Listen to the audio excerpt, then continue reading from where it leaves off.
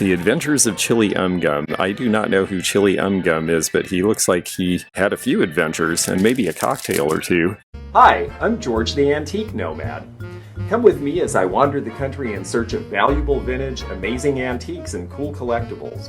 We'll buy, sell, and trade at antique malls, shops, and shows, estate sales, flea markets, thrift stores, anywhere people go to find really interesting things that just aren't made anymore. So come on, let's go! Hello everybody, it's George the Antique Nomad, and I am coming back from the Nurse Flipper boot camp for eBay. Her first one. It was a lot of fun. I did a couple of presentations, and on my way back I wanted to stop at an antique mall that I came to once before when it was brand new. This is Lakeland Antique Mall. It's right off of Highway 98 in Lakeland, Florida. Curious to see what they've got. It's been a couple of years. Let's go find out. This is quite a large store. You see several rows and they've got letters above so you know where you are. These are really fun. Jack and Sally from The Nightmare Before Christmas. It says it's commissioned by metal artist Mike Williams, who will be featured on Forged in Fire. That must be an interesting show. I'll have to look into that. Well, the first space I come to is Western themed, and my next show is in Spokane, Washington, so I'm going to step in here and see if I can find anything of interest to me. The rifle stock made into a lamp. That's something a little different. Somebody's having a little bit of fun here. The spigot attached to the watering can. That's a great self-sustaining system, except where do you get the water? Watney's red barrel mirror. And this old Delaval separator. They have repurposed it into a flower pot. A lot of the old cream separators end up becoming flower pots, it seems. This is a very pretty piece of Old Paris porcelain. When you see these shapes, these are 1870s and 80s typically. This one says Antique Victorian China Lily Vase, $65. I think that might be a pretty good price for that just because of the size and the hand painting, but I'm a little concerned about the losses on the rows. Otherwise, I would probably pick that up for that price. I have not actually seen a Nilote teapot before. Interesting design. It's almost brutalist, even though it would have been done in the 1930s. Nilote was out of Arkansas, and it does have the Nilote stamp on it. They've got $70 on it. They're calling it rare. Rare is an overused word, but I do believe it is scarce. It's going to be nice weather elsewhere in the country eventually. So I'm looking at croquet sets to take elsewhere, but $125, that is staying here. The old dry sink here is a $350 price. It's got peg joinery, so this is something somebody made at home. And that seems like about the right price for that. They have the Majolica sardine dish, but again, there's that use of the word rare. This is uncommon. It is not rare. Rare means there's a handful of them. Generally, rare is reserved for handmade items. So please, don't say everything is rare. So far, everything in this case is rare, according to this dealer, but it just isn't. This back piece is Buffalo Pottery out of New York, and it's an interesting marine scene, and I like the shape of the pitcher. It's definitely Art Nouveau from about 1910. You see the way the shape is formed to make a pouring spout, but it also has a bit of an angle to it, and I like the transfer wear with the sailors. Lord Rochester men's garters. That seems like a funny thing now, but socks did not have elastic in them back in the 1930s, so you had to have little garters to hold them up. Lord Rochester sounds very fussy, but he's in a very modern Art Deco skyline there. There's a Treasure Craft Poppy picture. This was the late 70s transition period for them. Poppy was a very popular pattern in the late 70s, and you can see the colors are definitely of that time. A whole lot of blow molds in this space. Rudolph the Red-Nosed Reindeer, the Magi, Santa Claus, candlesticks. This stuff is really cool. But it's not inexpensive. Not terrible, actually, though. $95 for the wise man there. My friend Mikey dates to the very beginning of the millennial generation. There was the realization that a lot of people were having one child, and since there were a lot of only children, Fisher-Price came out with the idea that Boys needed dolls as friends too, so they created My Friend Mikey. This is 1982, and you can tell by the haircut on the child there. This is $40 now. I have to say, I did not know a lot of little boys who were particularly interested in this doll, so I have to think that he might be rather scarce, but I don't know whether there's demand for it because I'm not sure very many people remember it fondly. Here I am surrounded by glowing glass. It's really fun. I am very excited that people are interested in this. They answer a few questions about all of this wonderful uranium glass, including, is it safe? And the answer is yes. The tiny bit of uranium oxide used to color it is comparable to other kinds of background radiation you receive every day from your household appliances and your computer and your television. So yes, it's very, very small trace amounts, and it's inert in its cold state. It was when they were making it and it was fuming that it was difficult and dangerous. Here's a very good encapsulation of why glass glows, and it is all about chemistry. The minerals are used to add the color, and then depending on the mineral, it might actually glow. Here is yet another quote-unquote rare thing, the Fenton Rose Custard Mallard with Base. Again, this is scarce. It is not rare. Neither are these uranium glass double scoop ice cream dishes. They're scarce, they're cool, but they are not rare. Please quit saying rare for things that are scarce.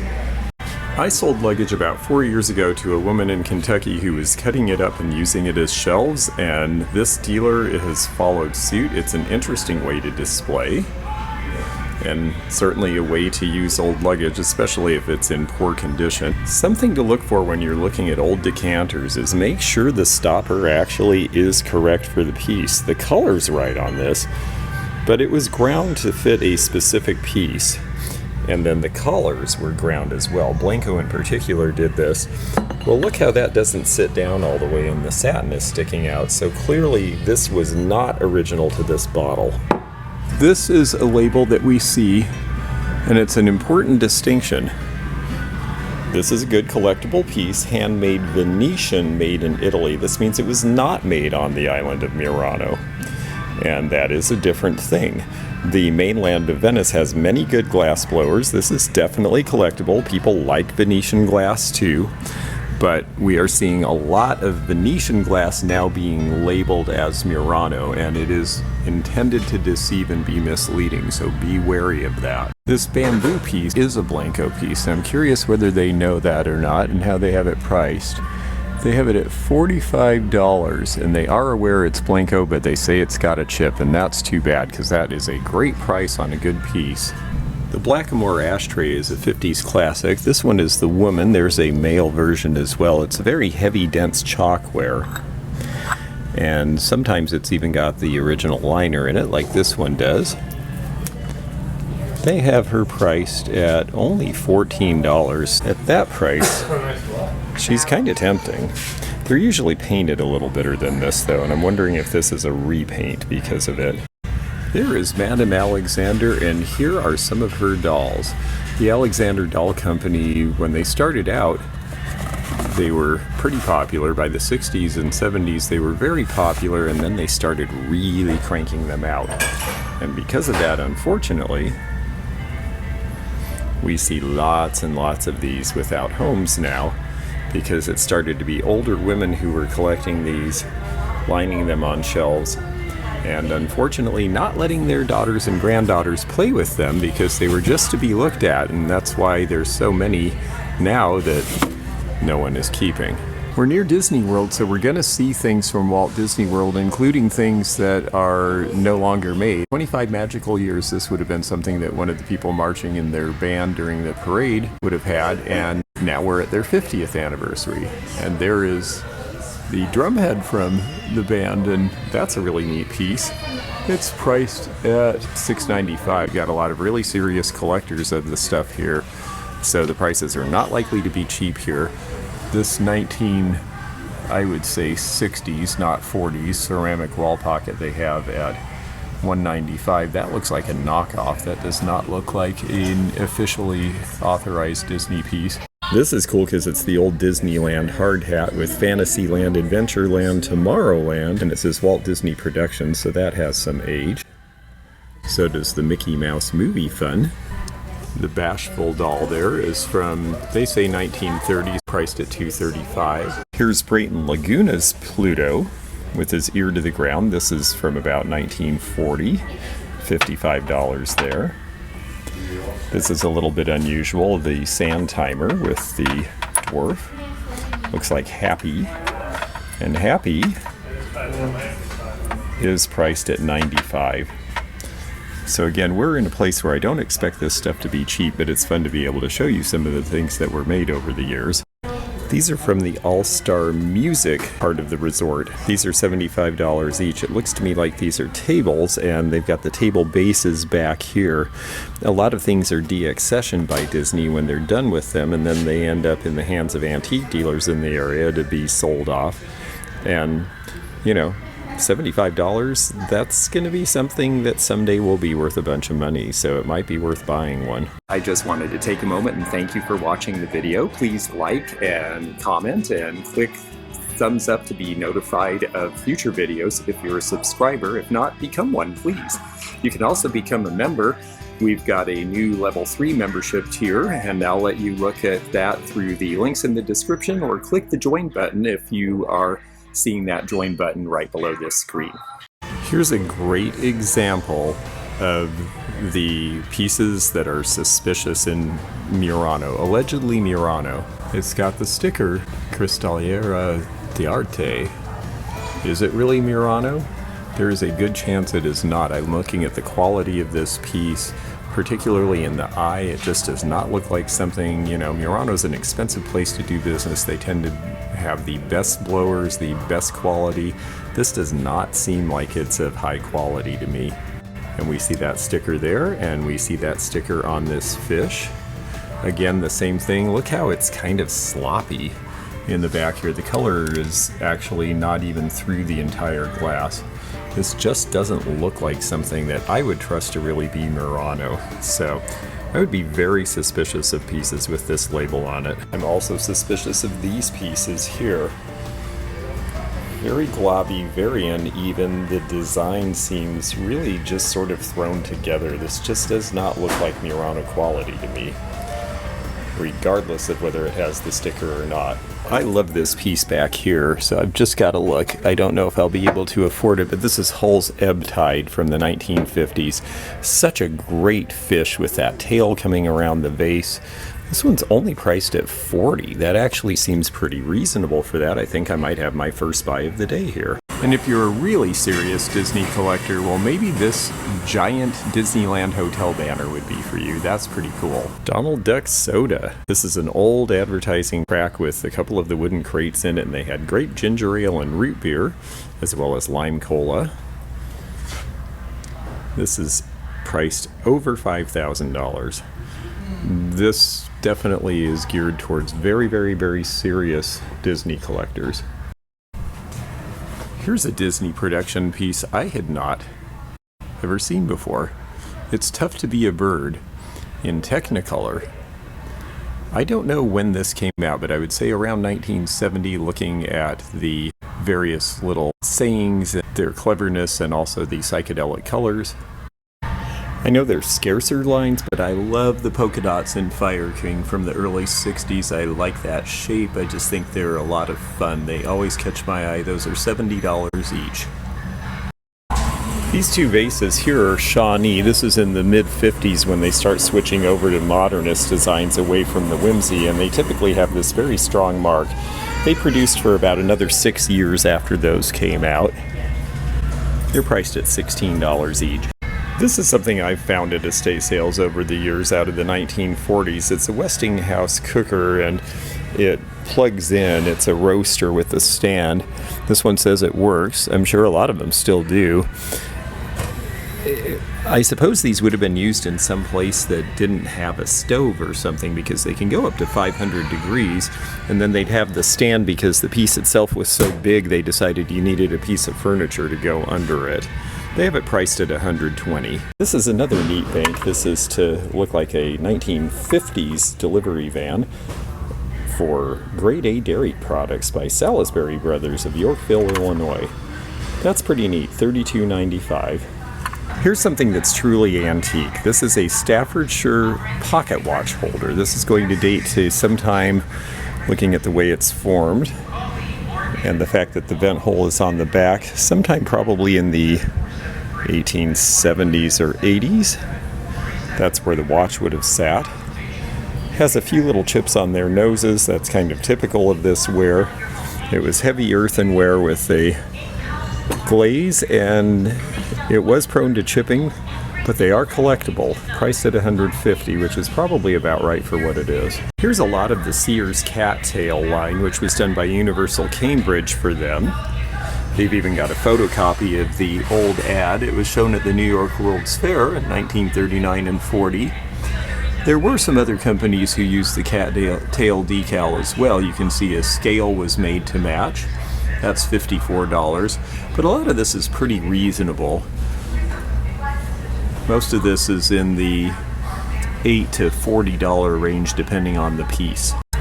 This little gal has her tag, so I'll show you that she is Royal Copley, the Royal Copley head base from about 1950. She's priced at $20. Sometimes they have a very clear mark on the back, like this one does. This is a pretty cool fire helmet. When I see the leather patches, these usually date back 1950 or earlier. BTFD. A little bit worn, but it's neat. It's priced at $125 though, and that to me is full price. This would be fun just because it's from St. Petersburg to take back there to sell. I've got to see what it's priced though. I don't know that a lot of people are interested in the Exchange Club per se, but it is a neat banner the way it's sewn, and I'm hoping that we can see a price tag on here, but I am not finding one unless it's way up at the top. Sometimes you really have to hunt. Don't give up.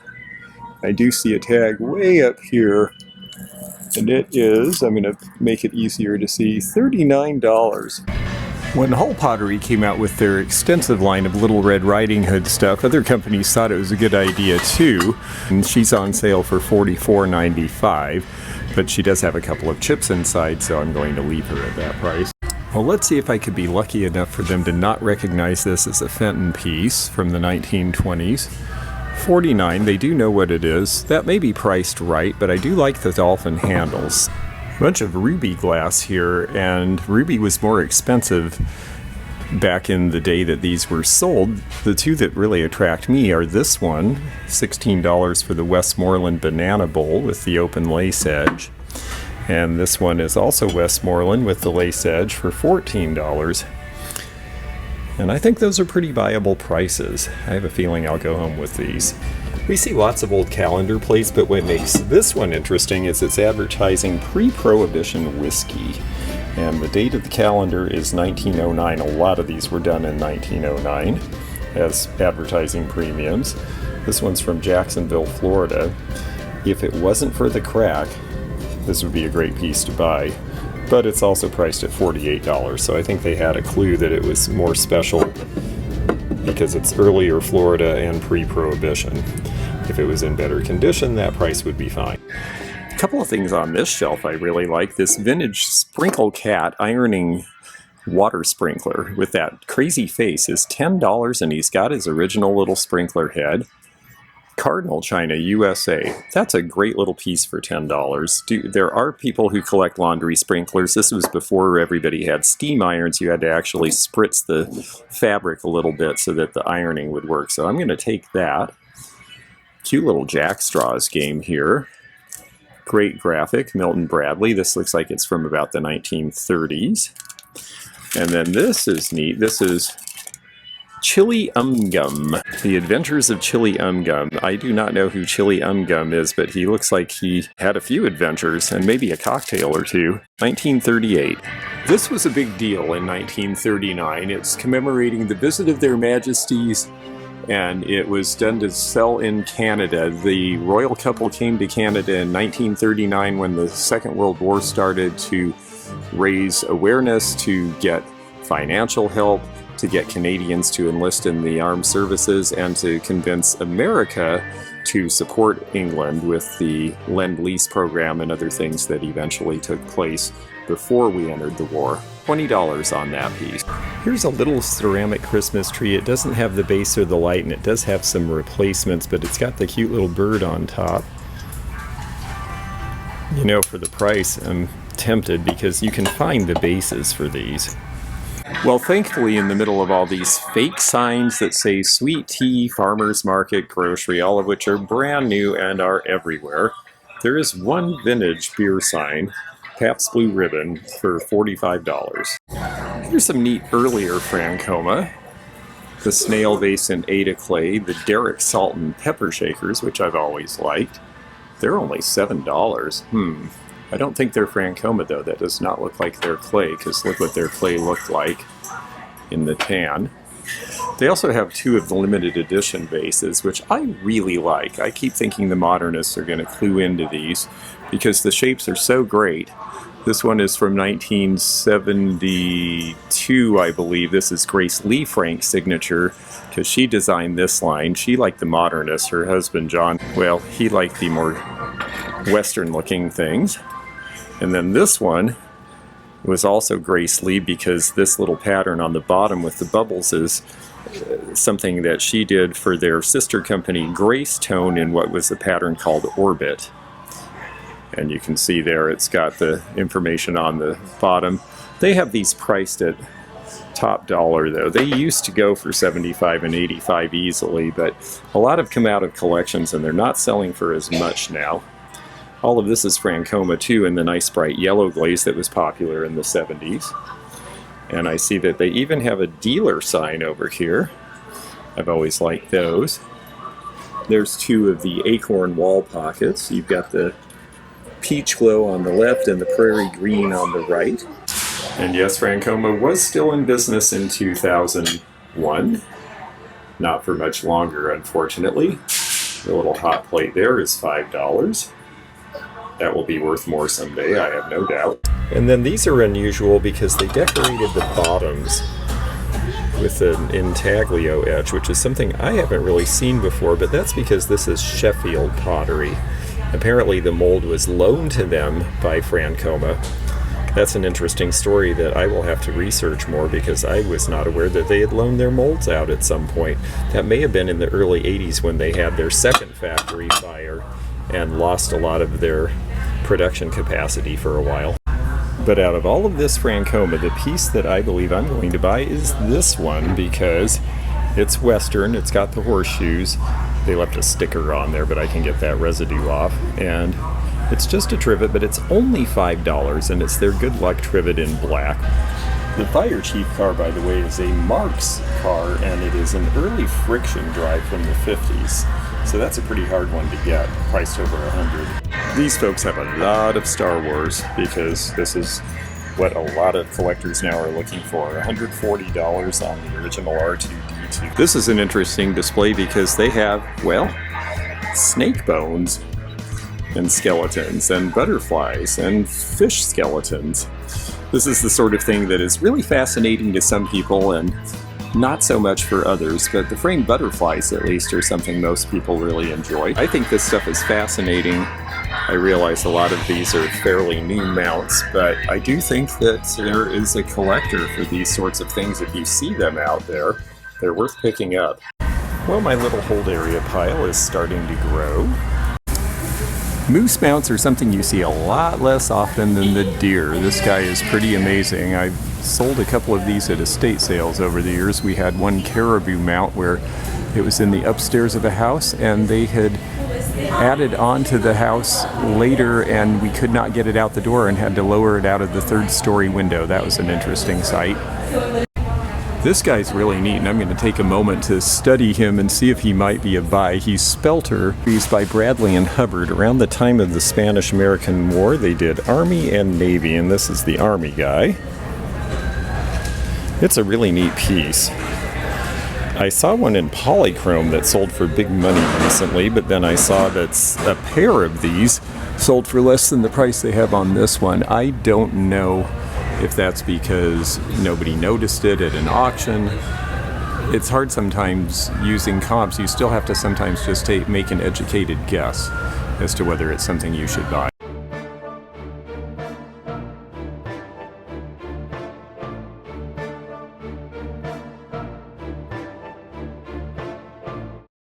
Thanks for joining me again in the fun and fascinating antique community, here where online meets the real world. Please click the subscribe button below, click the bell to be notified when new videos upload, leave a comment below, and hit thumbs up to like this video. Links to our online social media and our items for sale are in the description. This is George at the Antique Nomad. Bye for now.